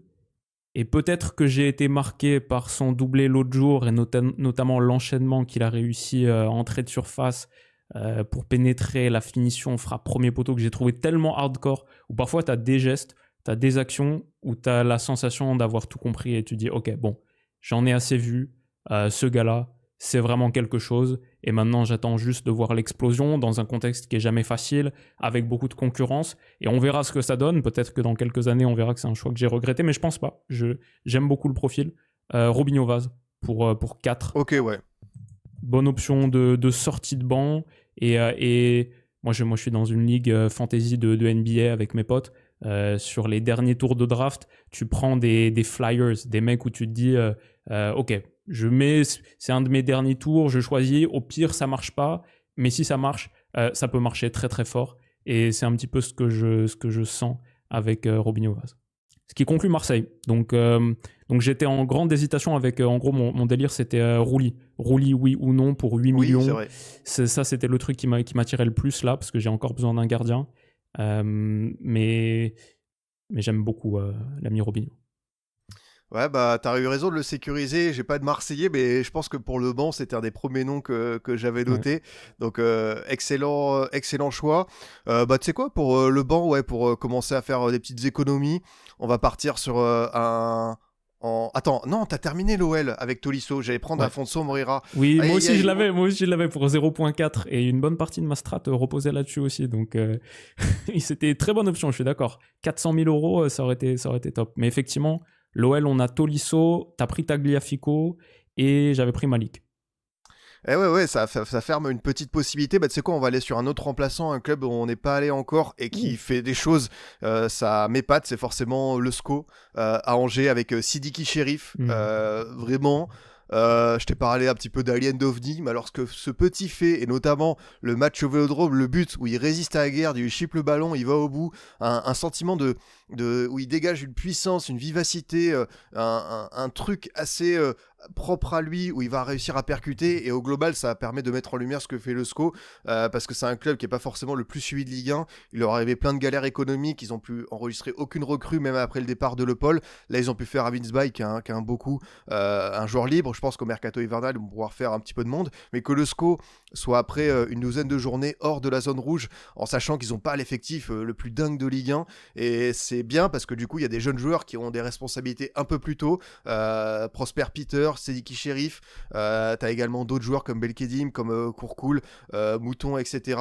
Et pour le coup Cherif, j'ai été un peu épaté, et pour anecdote, on avait reçu Esteban Le Paul de hors-jeu en fin de saison dernière, et il nous avait dit, enfin tu vois, on échangeait sur l'effectif d'Angers, et il nous a fait un peu, ils avaient pas fait le Campos, le scout, mais ils avaient dit c'est Cherif, en début de saison il s'est blessé, mais il a dit une fois qu'il reviendra, je pense qu'il peut faire beaucoup de dégâts en Ligue 1, et c'est bien parce que quand t'es à l'entraînement, tu vois des choses, tu ressens des choses, et notre ami Esteban, je pense qu'il s'est pas trompé sur le coup. Magnifique. Ouais, c'est pour le coup, j'avoue, Angers, ça fait partie de mes angles morts. Je te fais totalement confiance. J'avais entendu parler de Cherif, et je pense toi notamment. Mais écoute, ça m'a l'air d'être... C'est combien ? Cherif, on est sur 2 millions. Ah ouais, pas mal. Pas mal du tout. Hop. Ok. Un joueur qui me semble très très important à Lille. Et encore une fois, c'est un peu comme Malik. Je construis mon équipe en réfléchissant au retour de blessure. C'est Alexandro pour 20. Ça reste pour moi un des meilleurs centraux du championnat. ambidextre, bonne qualité technique, et j'avais besoin de compléter ma charnière avec Jérémy Jacquet. Donc je pense que je vais partir là-dessus pour 20 millions. Bah franchement, je vais te dire, hein, la charnière Alexandro Jacquet, je crois qu'elle était pas loin d'être ma priorité les premiers noms, je me suis réadapté. Mais t'as bien raison de mettre en avant le profil d'Alessandro, c'est un joueur qui a beaucoup grandi avec le LOSC. Un de ses premiers matchs en France, ça a été le fameux 7-1 contre le PSG. On s'était dit tous, aïe aïe aïe, ça va être dur l'apprentissage, et finalement, bah, comme pour beaucoup de joueurs à Lille, il a fallu être patient, mais c'est devenu un international brésilien, c'est un joueur qui est régulièrement appelé par Carlo Ancelotti, qui va sans doute faire, s'il est rétabli, et je pense que ce sera le cas, la Coupe du Monde 2026. Et tu as bien raison de le souligner, dans la période un peu trouble que traverse le LOSC, c'est aussi parce que bah, tu as le patron de la défense qui n'est pas là. Alexandro est devenu un des joueurs majeurs à ce poste en Ligue 1, même si j'aime bien ce que fait Mandy, je trouve qu'Mbemba revient bien après son année de césure à l'OM. Ngoy est prometteur, mais Alexandro, c'est la catégorie au-dessus. Ok, bah, très content d'être validé. Et j'étais en hésitation avec Pacho. C'est un tout autre budget. J'ai pas je veux pas me croire plus riche que je suis. Ça, c'est les choses qu'on regarde seulement en vitrine, mais qu'on n'achète pas. Ah, c'est dommage, hein, la tentation Pacho, elle a été très très vite ici aussi. Hein. Ouais. 65 millions, c'est un peu trop sur un budget à 250, mais ouais, ça aurait été pas mal. Mais Alexandro Jacquet, et j'ai pour l'instant à droite Guéladoué et à gauche Arsène Kouassi. Ah non, belle défense, franchement, c'est bien ce que tu as fait. Du coup, il me reste de mémoire 5 pics, donc je dois compléter peut-être. Et 38 millions. Ok, donc je vais compléter avec potentiellement mon ailier gauche. Il y a des options intéressantes. Il y a des joueurs peut-être qui sont un petit peu chers. Sur quoi est-ce que je vais? Parce que j'ai le Kebal qui est un joueur un peu, voilà, le créatif. Est-ce que je vais sur un joueur un peu plus instinctif, explosif? Il y a forcément Fernandez Pardo qui peut... Ouais. De quoi? Non, je me demandais si t'allais partir à Toulouse, mais ok, Fernandez Pardo. Non, mais je réfléchis parce que Fernandez Pardo c'est 20 et Gbo c'est 10, donc t'as l'économie qui peut rentrer en compte et me permettre d'avoir un peu plus de choix pour mon banc. Je serai à 232 avec Fernandez Pardo pour 4 joueurs, 222 avec Gbo pour 4 joueurs, donc il me resterait 28 millions. Est-ce qu'on va être raisonnable ou pas? Parce qu'il y a toujours des petites pépites qu'on peut aller chercher à droite, à gauche. C'est intéressant comme débat. Est-ce qu'en attendant, je vais pas sécuriser un autre joueur? Le temps, c'est de me laisser un peu la réflexion. Je vais aller peut-être sur... Après, peut-être que toi, tu vas le prendre, Beau, si je le sécurise pas. Et du coup, je vais mettre un peu... Ah, c'est intéressant. Ah, c'est pas évident. Tu comprends le concept de draft. Là, on est effectivement en plein dans les péripéties draftiennes. C'est totalement ça. Franchement, je suis un petit peu dos au mur parce qu'il y a pas mal de joueurs qui m'intéressent pour le banc. Est-ce que tu vas aller forcément là-dessus? Il y a des clubs où on n'a pas encore totalement évoqué. Ça peut être des possibilités. Ah, c'est pas évident. Là, je suis un peu dos au mur. Est-ce que ce qui est si lourd, c'est vrai qu'il me reste 18 millions pour 4 joueurs. Je peux te les sortir parce que j'ai noté à peu près toutes mes valeurs marchandes qui m'intéressent. Mais ça pourrait être, du coup, j'aurais pas beaucoup de marge. C'est pas évident. Franchement, désolé de prendre le temps de la réflexion. C'est ça qu'on aime. Il macère là, le pauvre. Ah ouais, là, je macère bien. Fernandez Pardo, en fait, c'est un truc un peu fou où tu te dis que ce gars-là, une fois qu'il aura le déclic dans les 30 derniers mètres, ça peut être une arme fatale absolue. Là, il commence un petit peu à je vais pas dire stagner, mais il y a les 2 dernières sorties, on sent qu'il lui manque un petit truc en plus. Est-ce que c'est avec un Igaman, qui est un joueur qui pourra lui offrir cette possibilité-là? Et Gbo est un joueur un peu irrégulier, mais qui a son truc un peu sensation.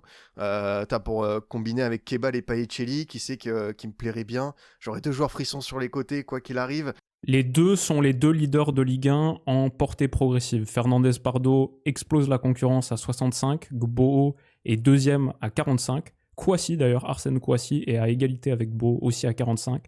Après t'as Simon 44, Kebal 43. Ça c'est sur les portées progressives. Fernandez Pardo du coup les portées dans la surface de réparation pareil, il est large leader, mais Gbo a plus de dribbles réussis. 35, lui aussi là il est large leader, parce que le 2e c'est Ablin à 26. Ah, tu vois, en plus, je m'étais noté Ablin dans un coin de ma tête, mais Ablin est à 22. C'est cher. Donc ça restrictif. Ah, on a fait le Saoudien avec 2 joueurs du PSG, donc faut assumer maintenant. Il me Et resterait Boadi 4 aussi à 30, qui est une vraie prise. Ouais, c'est vrai, t'as bien raison. Par rapport aux joueurs que j'ai sur le banc. Est-ce qu'on se tente ça ou pas? C'est pas mal, quoi qu'il arrive, je serais content. C'est juste, est-ce que j'y. Bon, allez, on va trancher. On va choisir Fernandez Pardo. Allez, on va aller on va tenter un T'es banc sûr, hein? à 10 millions. Ouais, vas-y, j'y vais comme ça. J'hésitais beaucoup. Alors, petite note de l'éditeur. Si vous avez remarqué quelque chose, c'est que vous avez été plus vigilant que nous. Avec Fernandez Pardo, les gars, on a effectivement 4 Lillois dans cette draft. Donc, on enfreint nos propres règles. C'est, je pense, l'enchaînement Alexandro, Fernandez Pardo, on a moins bien compté. Et pas de la faute de Scipion, il a été adorable, a proposé de retourner la séquence, d'inclure d'autres joueurs, faire plus de recherches et tout. À la fin, j'ai dit, chill, ça aurait demandé pas mal de cuts, même sur les séquences de fin où on analyse les équipes et tout. On va garder Fernandez Pardo, on va garder les équipes comme telles. Au moins, on a 2 Lillois chacun. Lui, Boadi, Fernandez Pardo, moi, Igaman et Alexandro. On les garde. Lille a beaucoup de bons joueurs. C'est comme ça. Et voilà, c'est tout. Passez un bon podcast, une bonne vidéo, continuez à bien kiffer. Et merci pour la force, le soutien comme d'hab. Gbo me plaît énormément, c'est un de mes chouchous, c'est un joueur que j'espère atteindre un excellent niveau. Pareil, formation rennaise, le petit passage en Jupiler qu'il a mis bien. Mais Fernandez Pardo, c'est le genre de profil où le diamant à polir, tu laisses un petit peu de temps et il pourrait te le rendre bien. Et puis, comme je te dis, j'aime bien avoir ce côté où t'as Kebal qui est beaucoup dans le dribble, la passe, la créativité. Fernandez Pardo qui fait parler un physique et des courses qui sont hors normes. Donc, je trouve qu'en plus, c'est un beau pendant. Je dis pas que Gbo et Kebal se ressemblent, mais j'aime bien avoir 2 profils d'ailier différents.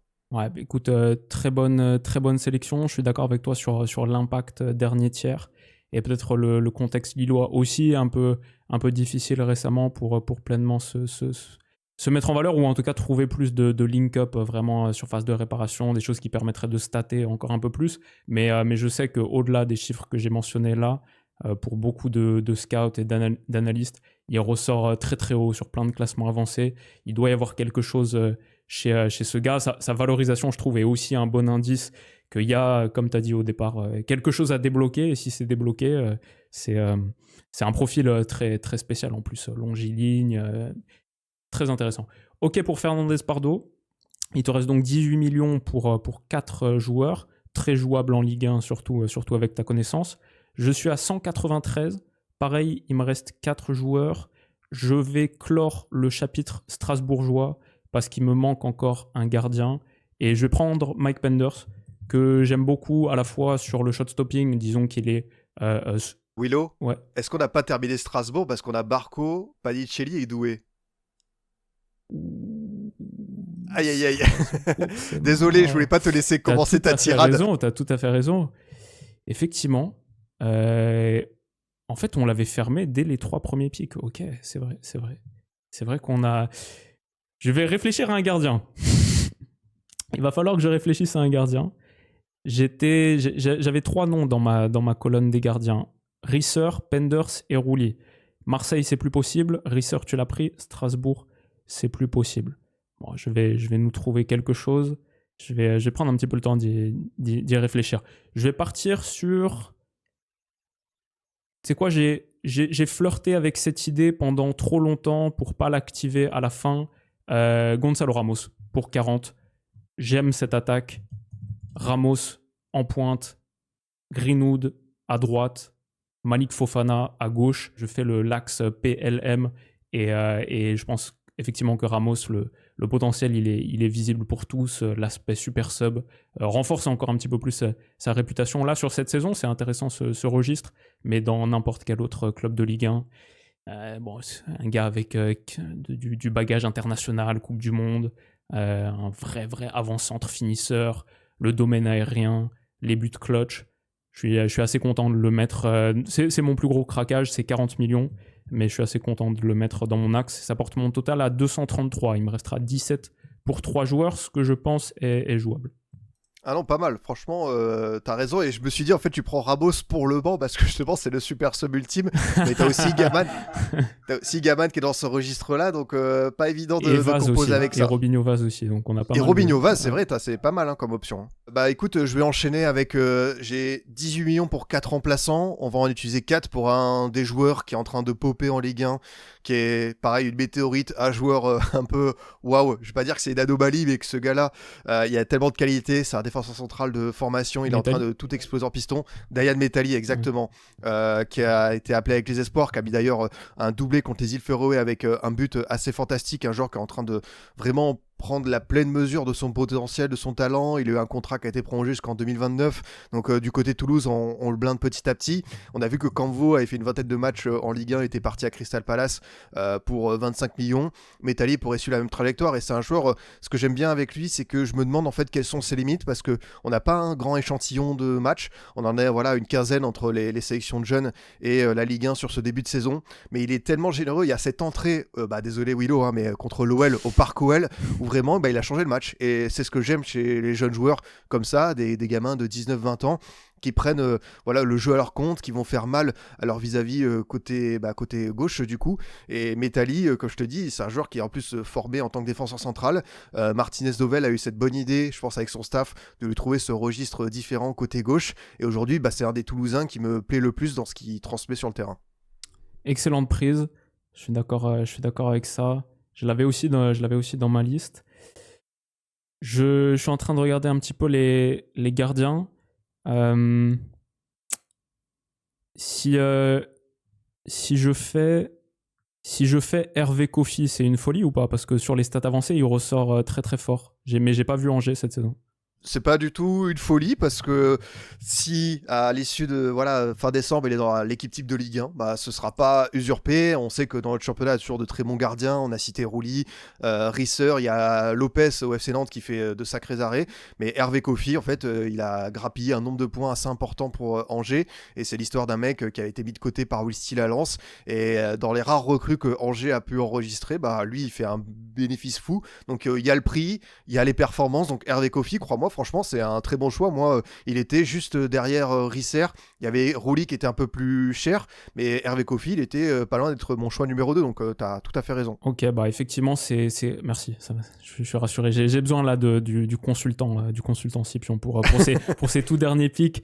Je vais me référer un petit peu à son expérience. Il est à 1,2 million et ça fait 2 ans d'affilée qu'il ressort, peut-être même 3, sur les classements de post-shot expected goals, qui parfois peuvent être un peu biaisés en faveur des équipes qui concèdent beaucoup de tirs, comme c'est le cas d'Angers cette saison. Mais là, il est vraiment tout en haut, plus 5,4 à jouer toutes les minutes, donc gros volume d'arrêt.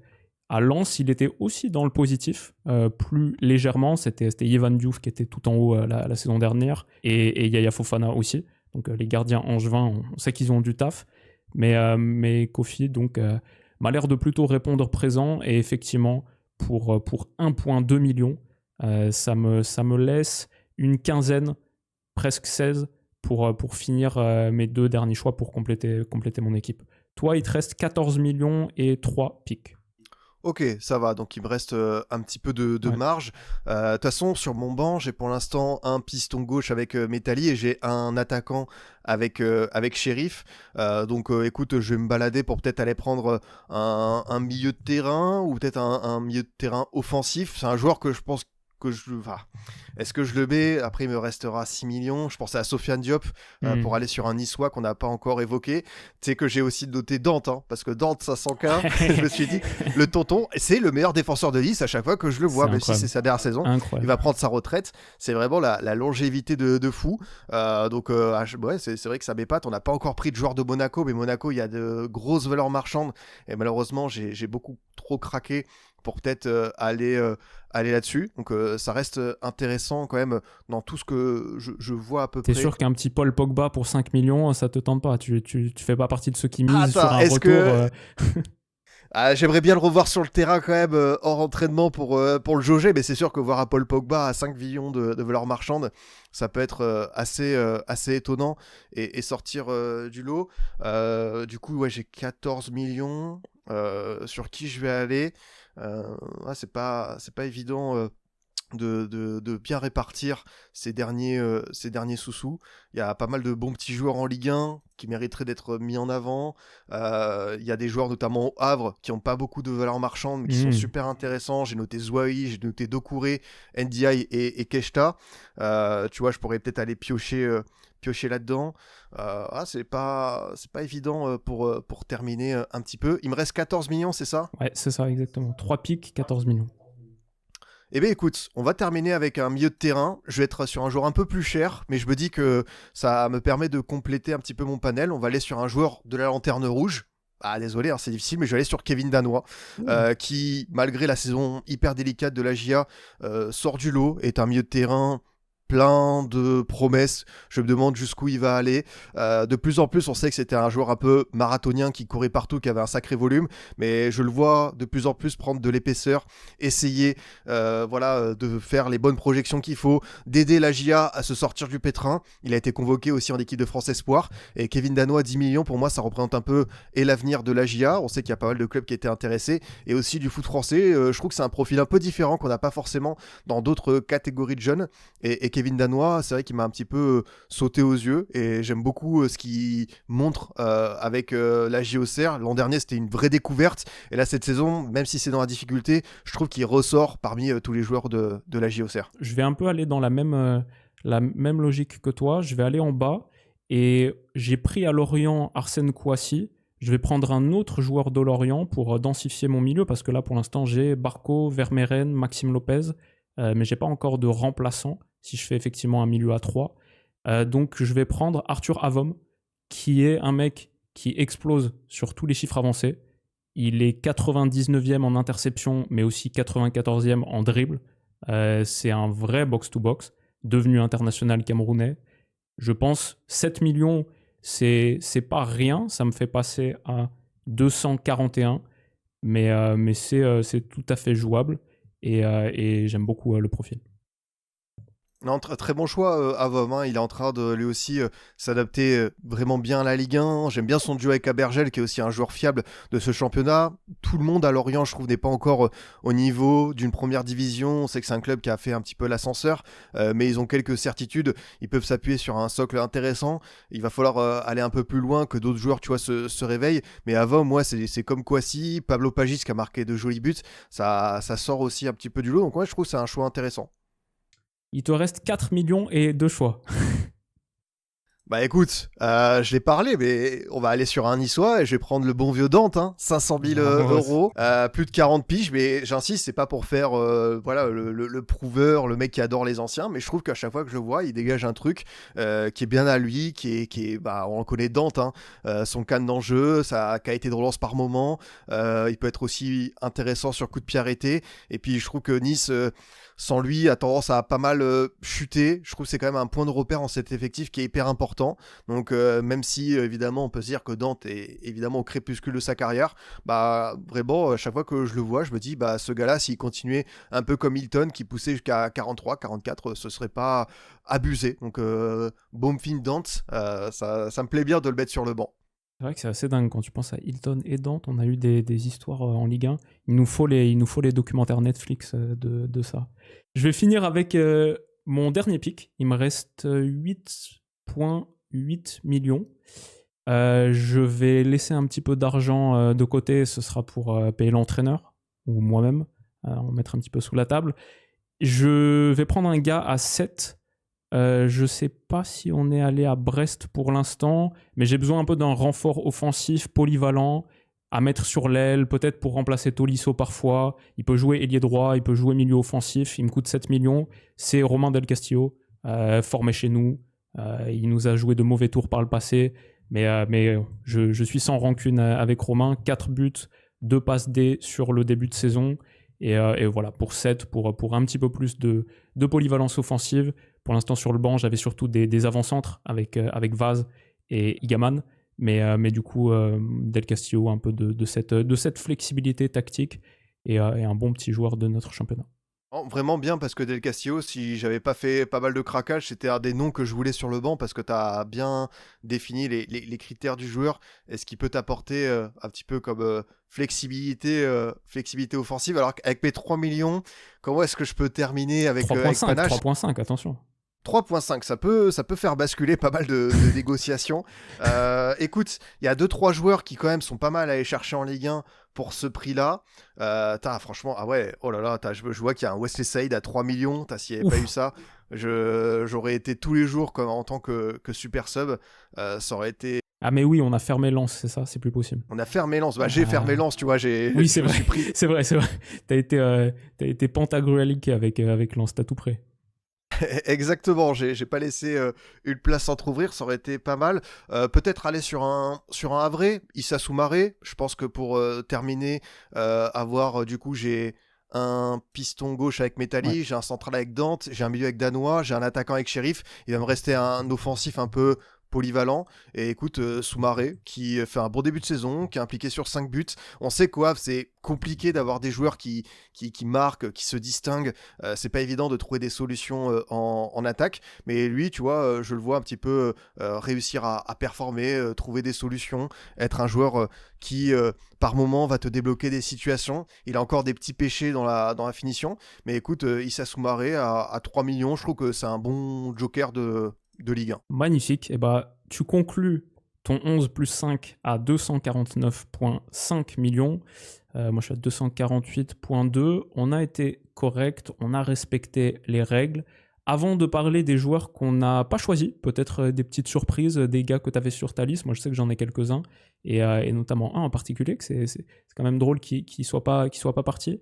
Est-ce que tu veux nous vendre un petit peu ton équipe? Déjà juste au moins le dispositif, qui est titulaire, qui est remplaçant, et si tu as les forces-faiblesses, vas-y.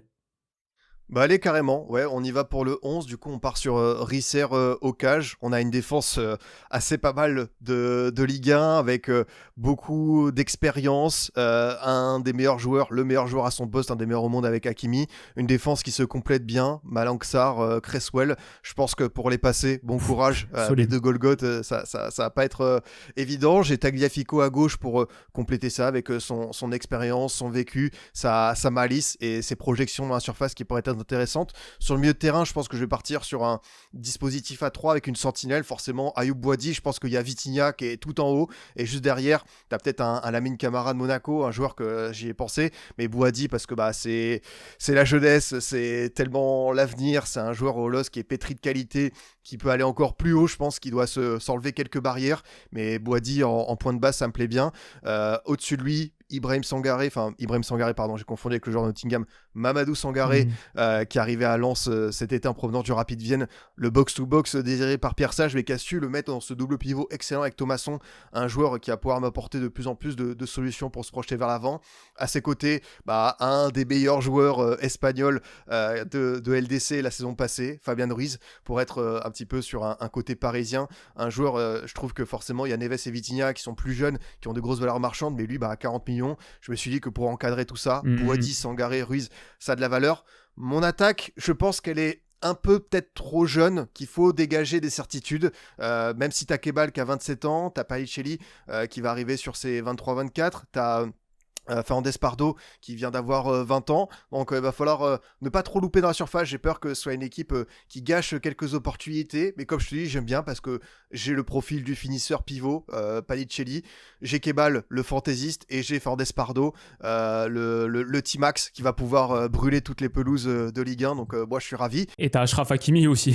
T'as Achraf Oui, Hakimi qui peut finir pas mal d'actions. Exactement, là t'as tout résumé, j'ai des joueurs qui vont me permettre d'avoir beaucoup de possibilités différentes dans cette zone-là. Et puis le banc pour compléter, voilà, Dante pour parler dans le vestiaire à la mi-temps si ça va pas, pour encadrer tout ça, pour rentrer s'il y a besoin, parce qu'il a encore le niveau.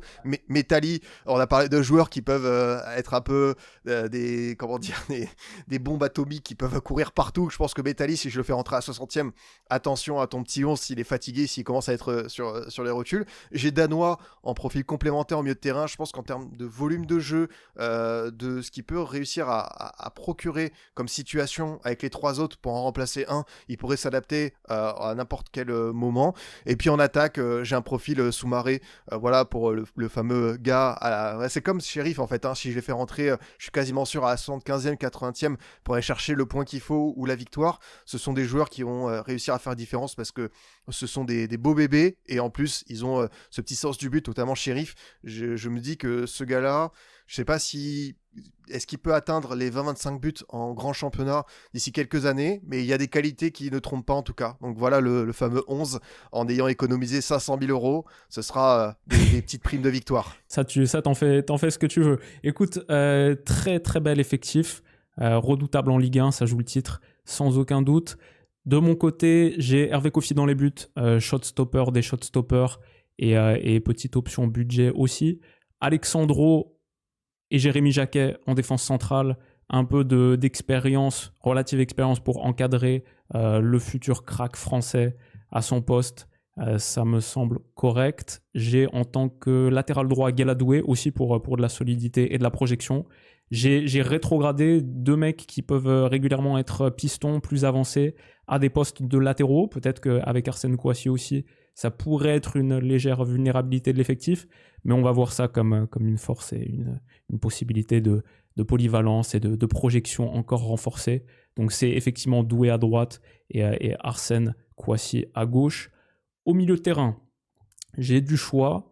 Le premier nom que je coche sur la feuille de match, comme Rosenior, c'est effectivement Valentin Barco. C'était mon premier pick. J'adore le joueur. Je vais mettre à ses côtés Arthur Vermeeren. Je pense que là, on a un double pivot. C'est extrêmement joueur. Je suis une équipe très ballon. Là, on est hyper orienté possession.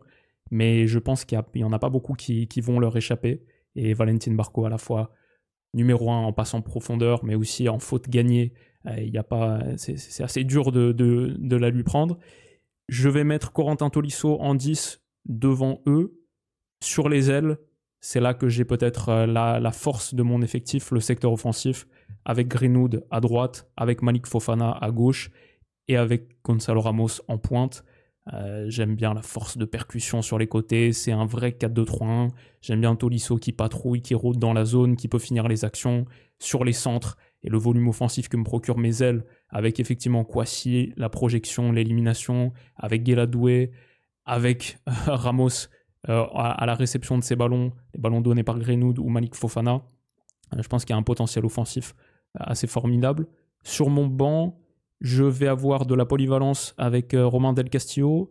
Je vais avoir des petites folies qui potentiellement vont continuer de se révéler sur la saison je ne vais pas dire reléguer Gonzalo Ramos sur le banc, mais en tout cas lui offrir pas mal de concurrence. J'aime bien le profil hyper complet et techniquement soyeux d'Hamza Igaman. J'aime bien ce que j'ai vu entreaperçu de Robinho Vaz et je fais confiance en l'avenir. Et j'ai Maxime Lopez, un autre capitaine sur mon banc qui honnêtement a totalement sa place à jouer pour piquer, pourquoi pas, le rôle d'Arthur Vermeeren ou être un backup de Barco que je trouve très pertinent. Ils ont beaucoup de chiffres avancés qui se superposent. Barco est juste au-dessus de Lopez, mais il est pas loin.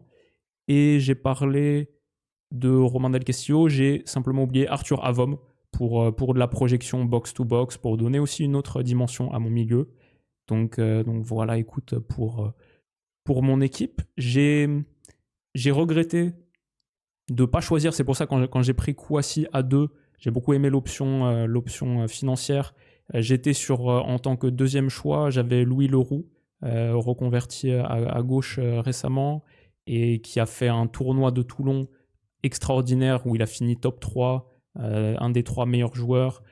C'est vraiment force qui montre à Nantes, en 1 contre 1, gros volume, bonne vision, bon placement, pas un monstre technique. Disons que c'est un peu l'inverse de Kouassi. Lui, il m'aurait offert un petit peu plus de sécurité, et peut-être que dans l'absolu, ça fonctionnerait mieux par rapport à mon 11, un peu plus d'équilibre, mais 10 millions, c'était un petit peu cher. Et avec Louis Leroux, je suis très curieux de la progression, parce qu'on a besoin de quelqu'un en équipe de France à gauche, depuis le départ de Théo en Arabie Saoudite. Il y a Truffert qui est en train de très très bien jouer à Bournemouth sur le début de saison, donc est-ce qu'il a sa carte à jouer? Mais grosso modo, Lucas Digne, 32 ans, Bientôt, ce sera la fin. Je ne dis pas pour cette Coupe du Monde forcément, mais en général, pour le futur de l'équipe de France, c'est un poste où on a besoin de quelqu'un. Donc peut-être qu'il pourrait avoir sa place. J'avais sinon comme autre petit nom Diawy Cissé. Et c'est assez intéressant qu'on n'ait pas pris Esteban Le Pol, qui est clairement un des top buteurs de l'année 2025. C'était 12 millions seulement. On est parti sur d'autres options en tant que buteur, mais il n'a pas rejoint nos effectifs. Ouais, t'as bien résumé les profils qui manquent. Il n'y avait pas de monégasque, donc c'est forcément étonnant. J'hésitais à un moment donné à y aller sur Akliouche, mais c'est 45 millions. J'ai parlé de Lamine Camara qui était un petit peu en balance avec Bouhaddi. T'avais peut-être Ansu Fati, tu vois, pour Joker sur le banc à 10 millions qui était pas mal. Pêle-mêle, tu vois, par exemple, je m'étais noté côté Messin un Kofi Kouao qui était une belle option à 2 millions.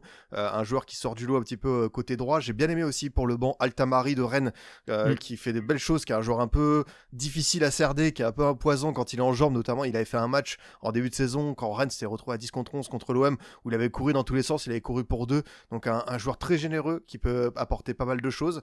Non, sinon je pense qu'on a pris pas mal de joueurs qui devaient y être.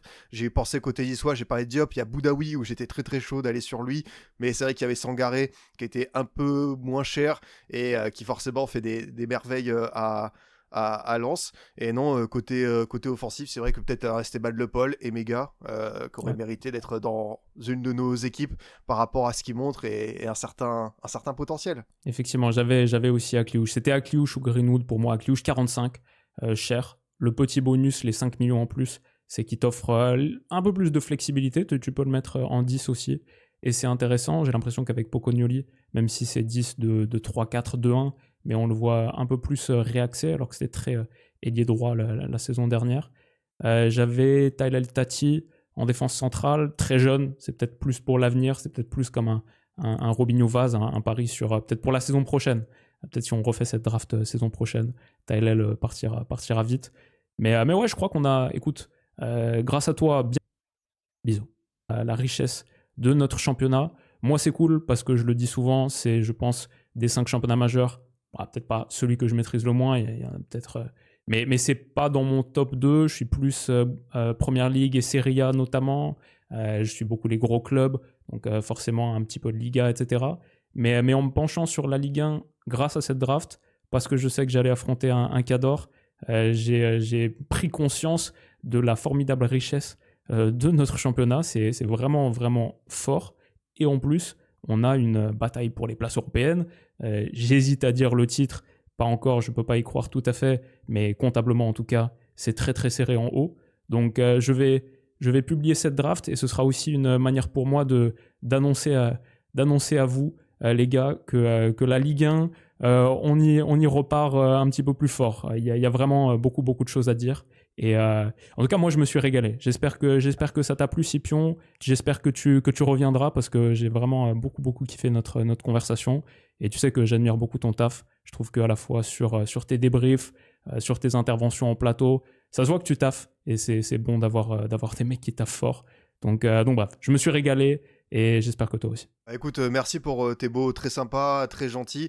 Je te retourne évidemment le compliment. Toujours un plaisir de me poser devant tes débriefs, tes réflexions. Et non, écoute, tant mieux si on a pu mettre en lumière cette belle Ligue 1. Si toi aussi tu as envie de te prendre au jeu. C'est vrai que souvent il y a des rendez-vous, tu sais, comme le multiplex du 17h15, où t'as pas les plus grosses affiches, les plus grosses équipes, mais c'est souvent là où finalement tu repères les Betali, les Kouao, les Kwasi, les Tati. C'est des matchs qui sont un peu, tu vois, des tremplins pour certains jeunes joueurs qui sont très intéressants. Quand en face, c'est vrai que tu as une grosse affiche de PL. Alors, tu vois, la dernière fois, on avait un City-Liverpool qui était très très bien. Mais de temps en temps, quand ce sont des matchs un peu plus accrochés, c'est vrai qu'avoir à côté le multiplex de Ligue 1 où tu vois des choses, tu découvres. Et non, tant mieux pour toi. Et merci encore une fois pour l'invitation. C'était un immense plaisir de venir pour la première fois ici. Et puis, quand tu veux pour remettre ça sur une bonne petite draft ou autre. Vamos, on va plus se brancher sur la Ligue 1. Peut-être mon seul regret, en plus je suis d'accord avec toi que la Première Ligue, en comparaison, est relativement décevante cette année. On pourrait s'attendre à beaucoup mieux et les gros matchs nous ont plutôt déçus. Mon truc avec la Ligue 1, c'est je trouve qu'ils ont progressé sur leur stratégie numérique, même pour préparer cette draft. J'ai pu aller regarder le petit documentaire Arsène Kwasi. J'ai vu 2-3 trucs. Ils mettent plutôt bien en valeur les top prospects.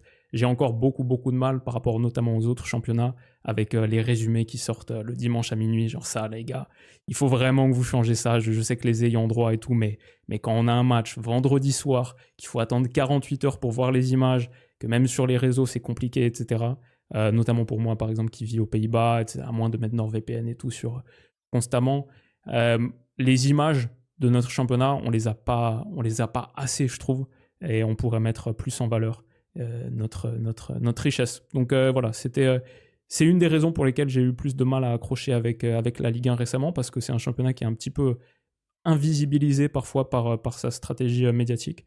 Mais écoute, cette draft, c'est un pas dans la bonne direction pour redonner de la lumière. Moi, ça m'a permis de mettre de la lumière sur ces joueurs.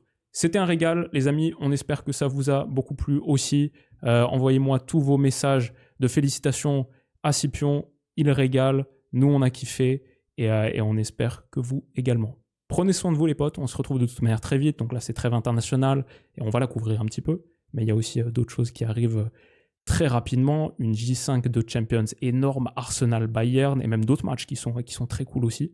Ça va être un beau petit mois de novembre. Prenez soin de vous les potes, rendez-vous très vite